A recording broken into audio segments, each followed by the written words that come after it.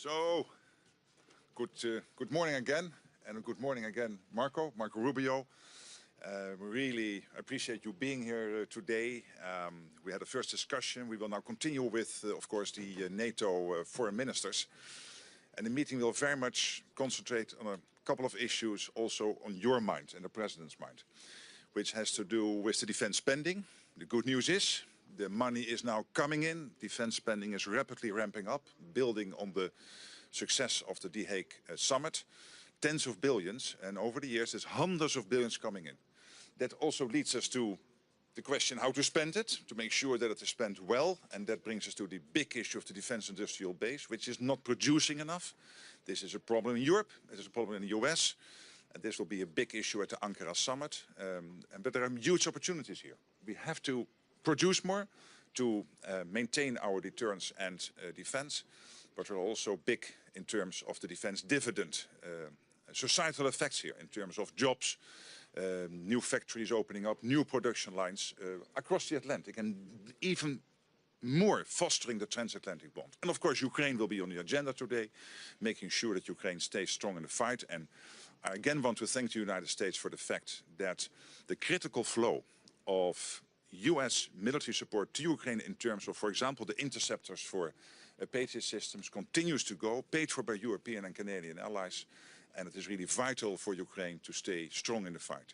Obviously today we have foreign ministers here, so we will discuss foreign issues, and one of the big issues now, of course, is Iran, the Strait of Hormuz, the issue of freedom of navigation, and I hear from many of my colleagues here that it is not acceptable that the freedom of navigation is basically trampled upon as it is at the moment, and we have to think how we collectively can deal with this. And I think everybody acknowledges that the United States degrading the nuclear capability of Iran, but also the long-range missile capability of Iran is crucial for the Middle East, for Europe, for the whole world. So again, Marco, thank you for being here, for your incredible leadership, and being such a staunch supporter of our transatlantic bond.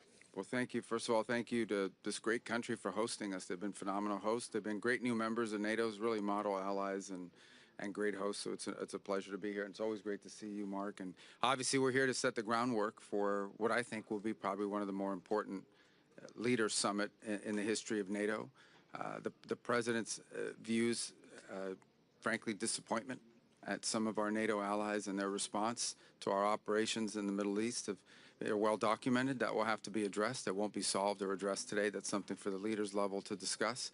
In the meantime, there are other areas where we continue with cooperation. You saw the President's announcement last night with regards to Poland and deployment. That said, obviously the United States continues to have global commitments that it needs to meet in terms of our force deployment, and that constantly requires us to re-examine where we put troops. And this is not a punitive thing. It's just something that's ongoing, and it was pre-existing, all these recent reports and tensions and so forth.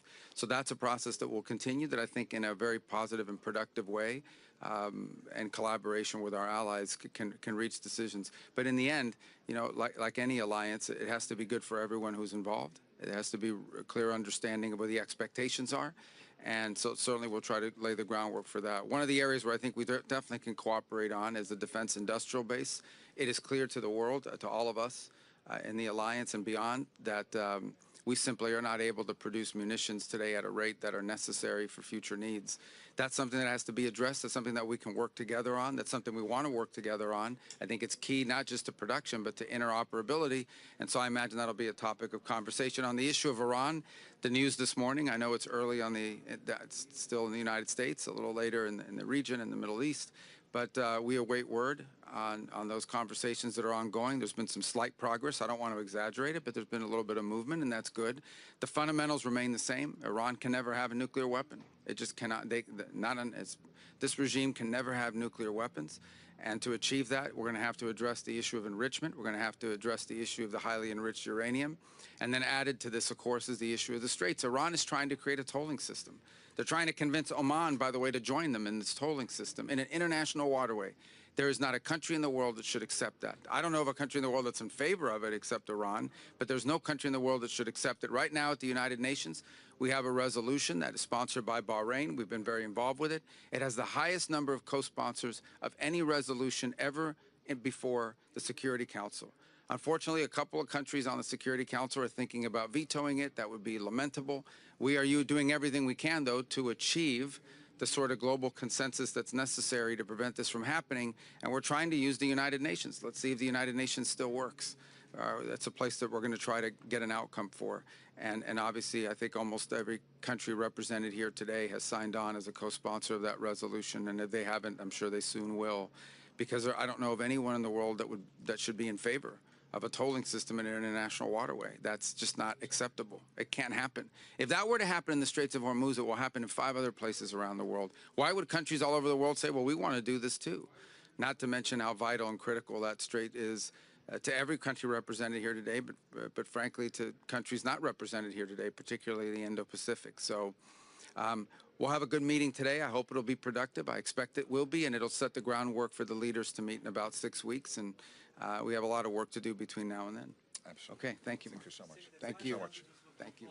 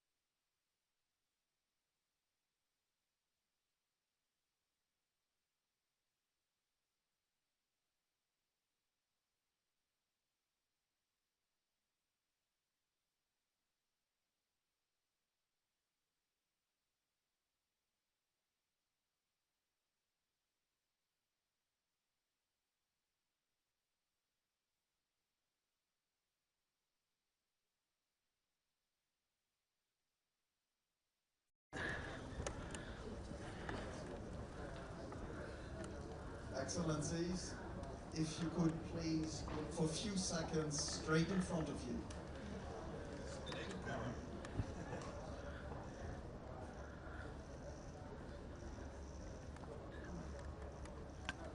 Thank you very much. Thank you.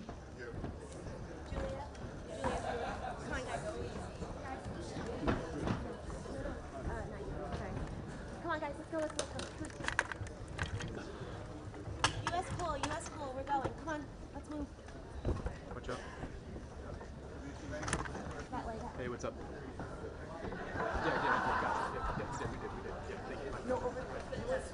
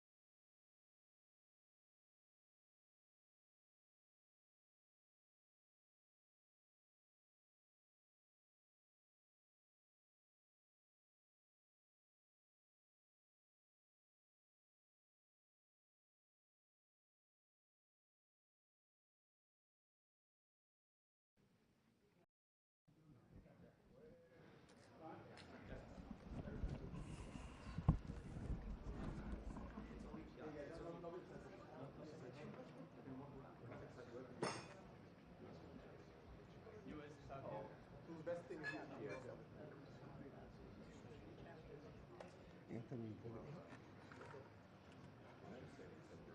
I'm saying you switch the other way back.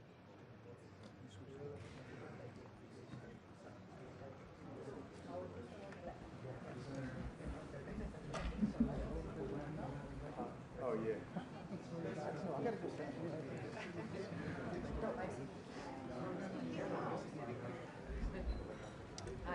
Spanien och Turkiet så skiljer sig.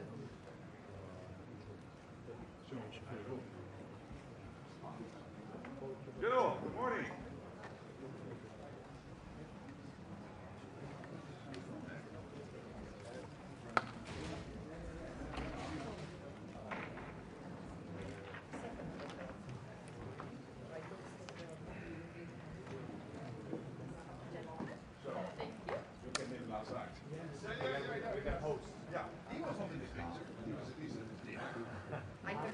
I took your place. That's a very good place. It's a very good place. That's why we make a new picture.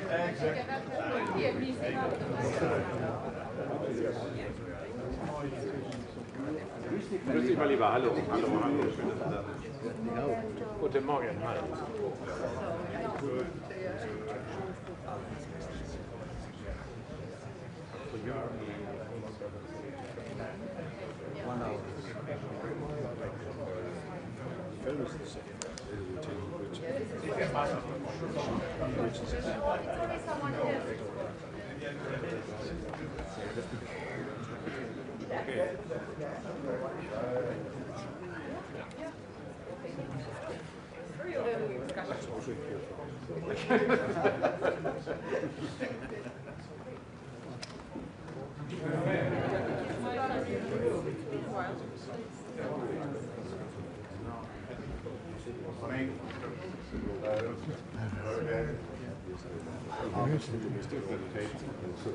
Yeah, I know that, but I'm just waiting for people to show up.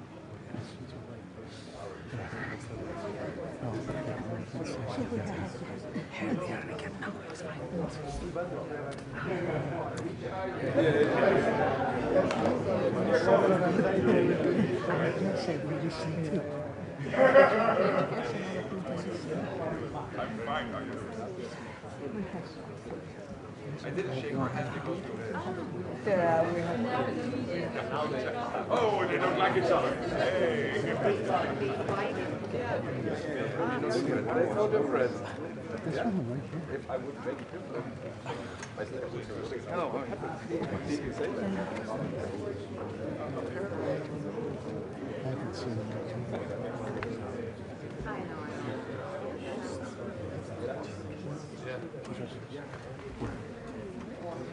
Good morning.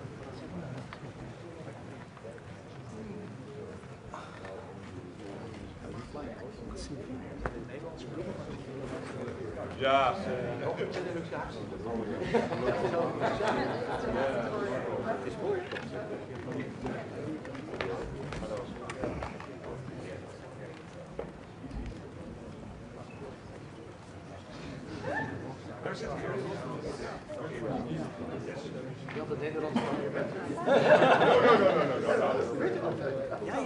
Dear colleagues, please take your seat so we can start.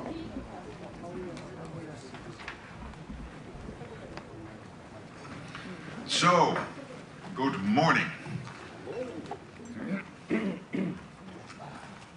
Good morning to this important meeting of NATO foreign ministers. And I indeed again want to thank Sweden for the wonderful hospitality. Also last night with the King and Queen and the Prime Minister, it was a really lovely evening.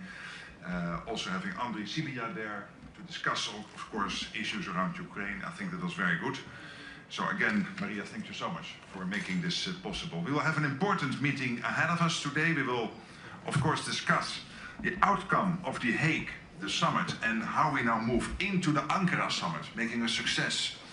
First of all, when it comes to the spending, and we see all over NATO territory the spending rapidly ramping up. Last year, it is really staggering in Europe, in Canada, equalizing now over time with the United States. But that's not the only reason we spend more. Yes, of course, we do it for that reason because it is fair, but also because we need the money to make us capable of defending NATO territory. And it is deeply rooted, as you know, in the capability targets. But this money only makes sense not only when we have the men and women in uniform, of course they are key, but also for them to have their hands on the defense industrial output. And that is a big issue all over NATO territory. So that will be a big issue in Ankara, but also an opportunity. Because when we speak sometimes about the defense dividend, the jobs, the extra production capacity coming online to defend ourselves, there is also, of course, an economic element in the US, in Canada, in Europe, and we see more and more companies working across the Atlantic. And then third, Ukraine. Making sure that we do everything to keep Ukraine as strong as possible in the fight. Of course, there are developments. The whole situation with Iran, the Strait of Hormuz, the freedom of navigation at this moment, basically seriously being under threat. There is an issue we will no doubt also touch upon today. I know many of us are very worried about that situation, and I know that many countries have already pre-positioned very important military equipment close to theater, so to see how we collectively can help in the next phase. And so all of that will be no doubt today being discussed. Hey, again, thank you for organizing this, all of you for being here, and now for the media, please leave the room. Oh no, sorry, first we will listen to the Foreign Minister of Sweden, excuse me, and then, so media, you can stay for another few minutes, sorry, yeah. Thank you so much, Mark, and dear colleagues. I'm honored to welcome you all here to the southern part of Sweden and to my home region and to Helsingborg. And I'm proud to host the very first NATO ministerial meeting only 2 years after we joined. We are currently at the narrowest point of the Öresund Strait, one of the world's busiest international waterways in the midst of the dynamic Öresund region, connecting Sweden not only to Denmark but also to the greater continent. The strait is a maritime gateway to the Baltic Sea region, the very same region which is one of the geostrategic bases for Sweden's role and engagement in the alliance. With our membership, the security map of this part of Europe has been redrawn, allowing an increase of NATO's operational depth and tying the High North, the North Atlantic and the Baltic regions more closely together. Russia continues to threaten the security in the whole Euro-Atlantic area and test our readiness. Right here along the coastline, vessels from Russia's shadow fleet pass almost on a daily basis, financing Russia's war of aggression against Ukraine. It underlines the importance of NATO's policy to constrain, counter and contest Russia. Dear colleagues, today's meeting is an important milestone on the road to the NATO summit in Ankara. The focus of the discussion will be how we together can deliver on the key priorities ahead of the summit, and our priorities are threefold. Demonstrating progress on the Hague Defense Investment Plan in order to enhance deterrence and defense, increasing defense production, and ensuring stronger and more sustainable support to Ukraine. These are all key points for the unity and the resolve of the alliance. I will come back to Sweden's contributions later, but I want to thank you, Secretary General, for steering us through today's discussion, and I very much look forward to our exchanges. Thank you.